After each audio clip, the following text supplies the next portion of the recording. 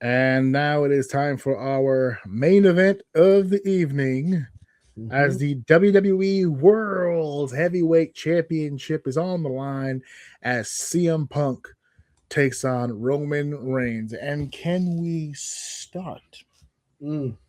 at the entrances for just a second? God damn it. For just a goddamn second. Because let me tell you something. Level of excitement. Okay. I was a 7. Now remember what I said. I said when they booked this match, I was a 10. They're trying to talk me the fuck out of this match. I was not feeling the promos. I was not feeling the build. None of this shit made any fucking sense to me at all whatsoever. That's why I said, please stop talking. Just get into the goddamn ring because the talking is driving me fucking nuts. Well, there wasn't any talking on Sunday night. It was time to get in the ring. And when they got in the ring, oh baby, they got in the ring. And can we start at the entrances because I screamed. I'm sure you did. I screamed. First and foremost, I screamed twice, technically. Roman's entrance came first. And I love the piano with the lady. That was all cool. But to go back to the tribal chief theme, the original one, I was like, oh, shit. I should have known right then that You already motherfucker know was what going type of over. time they on, and they proved it to you on Monday. So Yeah. So I love Roman's entrance at WrestleMania always gives me fucking goosebumps, and this one was no different. Going with the original theme, fucking nuts. That should have been my clue he was going over. They went back to the tribal chief theme. But then we get to the second entrance, CM Punk. mm, Ah, I don't care anymore. Okay, when I see confused faces when that shit plays, because it broke my heart. In WWE, I could see them not knowing what that song is. All right, he hasn't used that song in 20 years.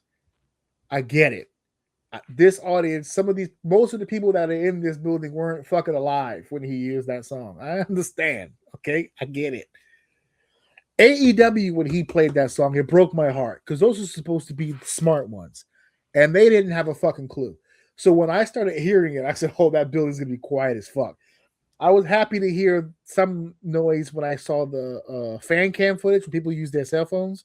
I saw more reaction than I heard, but that whole ding ding bang, ding ding ding bang, like, ah, mark out. And then when he was sitting on Allegiant Stadium with the belt and the fucking old school jacket and the fucking shorts, and I was like, yes. And then I saw him walking to the ring. He's got the belt and the jacket, and I'm like, is he coming to the ring with it? No, he didn't. But I got excited, and then he came through, and they gave him this little quiet entrance, and he I said like that. I hello. like the pause. I He like did the. it. I don't know. I love the pause. I He do. did it on Monday He too, did, and I and it's like, loved it there too. yeah. So the entrance is right off rip.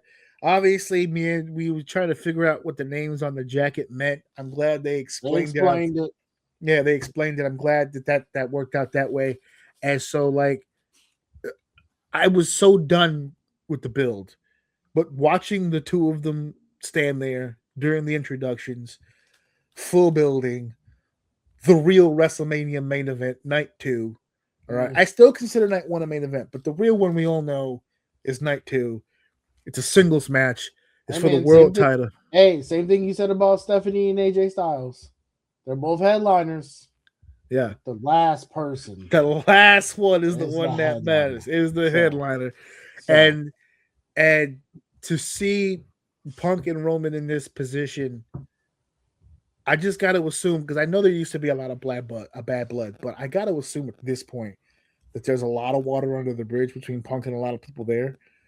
This has to be an amazing moment for both of them, and oh no, I'm starting I to believe just, more and more and more that Roman's chip on his shoulder is a really real thing. Like I feel like that guy truly is unbothered by anything. I swear to well, God. I think he's cool under pressure, but I see too much like when he pays respects to the family, like that entrance when he had the family members on the whole deal.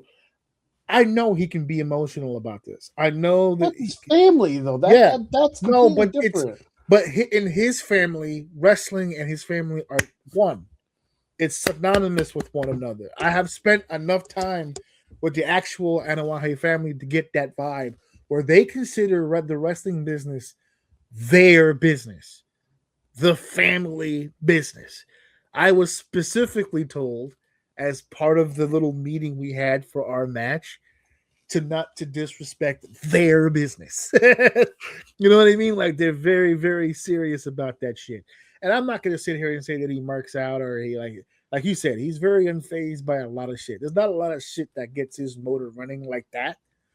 But I think in situations like this, I don't like, for instance, I don't think he takes it lightly that this is his 11th WrestleMania main event. I think there's a sense of pride in that. Well, he I knows he's him. I think also knowing in the back of his head that I really want to make this match as great as possible, but being the genius that he is about this industry, he knows that this is the beginning of something he's about to do. Like it's a culmination with the thing with Punk, Mm-hmm. but he knows because he's a businessman and a professional, and he's been in this position before, that this isn't the last night of something big. It's the first night of something bigger. So Right. he needs to ball out, not just for the sake of okay, this is a main event with Punk, but I know that I have to reestablish the tribal chief in a championship form so that we can move forward and dole out these rubs we about to hand out for the rest Yeah. of this goddamn summer. There's a check here we're about to cash, and we're just Right. raising the funds for it. That's all. We're just raising. Yeah, this is a GoFundMe right now. We're trying to build right here. So I know that he feels something. I just can't pinpoint it because he's so fucking good at hiding that. So my level of excitement was a 7. I'm before I even get into the other numbers, I'm going to 9. I'm boosting it up. I was already kind of excited when it first started. It brought me down. The match brought me back up. I wish I could see more. I don't think there'll be any more of this. I wish they would continue more, but it is what it is. I'll take the one. Well, no, because on Monday they already changed CM Punk into Cody's targets, crosshairs. Yeah, So they they've teased already a lot of moved. shit there. They yeah, are yeah. they're moving away from that. And they I think also started splintering Roman off now because Jacob Fatu is making a run at the championship. So they're split. They're all doing different things. Yep. And They've ended that story right now. So big shout out to the big good. man Jacob Fatu making a run right now. Let's see. I need that. Let's see what you can do. I need that for my family, for So my legacy. Love that shit. Dave, you were at a 9. Dave, you were at a 9. Yeah, I'm gonna finish this with a 10. 10. This shit went, man. This shit went. This shit went. This shit was good. It's very easy to get bored of certain stars who always rise to the top. Mm-hmm. But there are very few times where those people at the top, when you see them in the ring, whether you like it or hate it, there's a reason why they're there. You can hate Cena all you want. There's a reason why he has as many main events as he has. There's a reason why Taker is there. There's a reason why The Rock. There's a reason why Stone Cold. There's a reason why Roman Reigns. There's a reason why CM Punk. The building is different when their match is on. They move different. Their timing is different. Their hits are different. It's just a different aura. It's a different atmosphere. And these two brought that. And that's exactly what they showed here. Great match between the two. Great storyline. We went, like you said, we went right into it on Monday, both with Punk and with Roman. We already kind of have an idea where we're going with this. We're reestablishing the bloodline. And we're getting right into figuring out what we're going to do with that. We don't even know. Fatu wants to fight. He told him, look, I'm not saying yes. I'm not saying no. I'm just saying reconsider what you're thinking about in a roundabout way. We could probably do this. I see what you want. We could probably do this a different way. Gay got out the ring already, right into Jay and Jimmy. Talk to your boy. Yeah. Thumbs up. Talk to him. before I have to beat his ass. Basically, is what he's trying to say. Yeah. So like we're already getting into it. Before I put pause on this, man, you go ahead and figure that out. And that's another thing. Like all these matches that we talked about, maybe one or two, like the Gunther Seth. I think we may have spoken of the Liv Morgan match, but a lot of them, although obviously they're doing something after Mania, it's not so clear and already feeling like big energy like these two already, right? So like that level of energy and intensity, you got it in this match. We told a story, we ended the story, we're moving forward. It's just, you can't deny these guys, man. They're up there for a reason. This match was good. This match was phenomenal. Of all the things that people criticized from this entire weekend, and there were a lot of complaints, the one thing that everybody seemed to agree with was this was a main event match. That this was a WrestleMania main event worthy matchup. And I take a lot of personal joy in the fact that it was Punk in that main event, because obviously everyone knows I'm a huge Punk guy.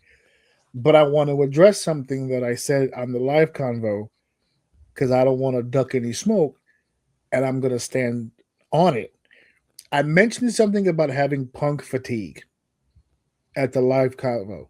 I had made mention that one of the reasons why I was kind of falling off this build is because for other people, those are the kind of promos that they cut when it's outstanding, when it's like a unique evening. For him, it was a fucking Tuesday. That wasn't really a standout Punk promo from someone who's been listening to Punk promos for about 24 years, right? They did something on Monday that intrigued me a little bit, that might get me off the fatigue bandwagon, and that was the tease with Cody. Because I don't know if anybody else is feeling my vibe, but I feel like the last 2 years since his return, he's done a lot of great work as a babyface. And I feel like going into that match with Roman, he kind of already started showing some signs. We talked about on the show, like when he made the comment about burying him next to his dad, the issues he was having with the Usos, he was kind of blurring that line a little bit. And I think the one thing that can kind of get me off of the fatigue for the moment would kind of be a heel turn. Maybe not full-fledged. Maybe not we go full evil all the way, outright all the way. But one of the things that we talk about when we talk about Cody Rhodes and his run is that he needs certain people to pull certain things out of him. Him and Drew are too similar.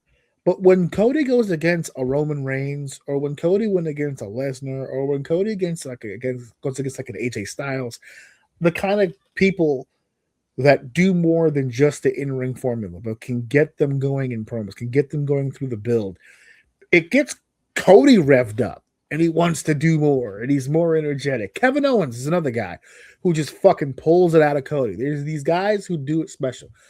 Punk's on that list. I feel like Punk can get something out of Cody that we haven't seen in a while, but I don't think he can do it as the babyface, as the, hey, we're friends, we're buddies, heal up, big guy, I want a title match. If Punk is going to end his career soon, the fact that he was able to convert a babyface run into a world title run all the way to WrestleMania, to me, that says successful babyface run. I need one more fucking heel run before he hangs those fucking boots up, and I can't think of a better reason to do it than against the top guy himself, QB1, the golden boy, Cody Rhodes.